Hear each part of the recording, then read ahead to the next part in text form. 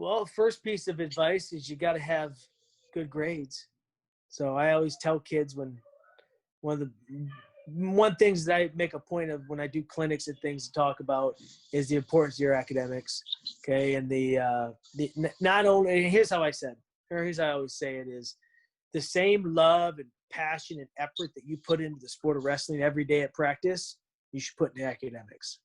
And the reason is, and again, this is just how I was raised, was that if you're going to do something, you do it your best. And the school you just have to do. You can't be a state champion if you're not eligible. And it's not good enough just to get by and get what keeps you eligible.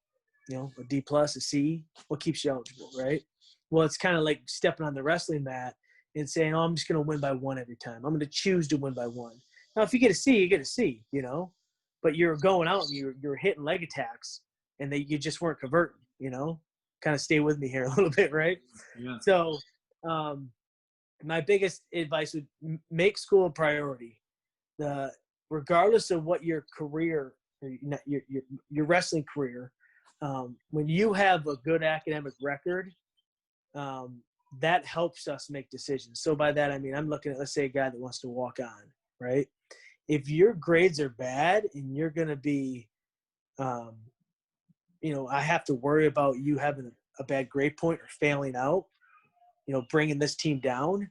I don't know if I'm maybe as open-minded as if you're a great student and you don't have to be a 4.0, right? 4.0s are great, but you don't have to be that. But you got to show, and I got to hear from your coaches that you're a great kid and it's important to you, right? Because that's at the end of the day, that's what you go to college for, right? So that would be number one, is make your academics a priority. So either way, now you're opening that door for yourself. If I look at a kid, he's got a 3.8 GPA or whatever, he's got a good test score, I'm open-minded, right? If you've got a 2.6, I'm making the numbers up right now, but if you've got a horrible, I'm probably not even thinking twice because it's probably not going to work, So that'd be number one. And then number two is just get out and wrestle. Get in front of as many of the best competition that you can. Don't think it's all about winning. There's a lot of these, Super 32 and big national level tournaments that you go to that I may, for example, you're watching the wrestling and the guy that wins the tournament probably isn't a fit for us for whatever reason, right? Whatever reason, I'm like, I don't know. The guy's got talent, obviously, but he's not our style, right?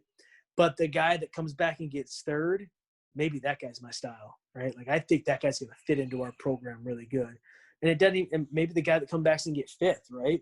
He got caught and got pinned, So I think the second and last thing I'll leave with is don't worry about necessarily that you have to win everything.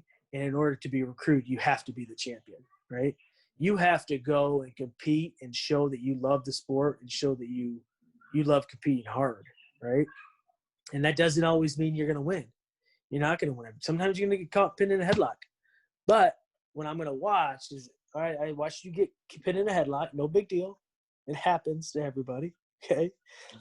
What happens next match? Do you come back strong?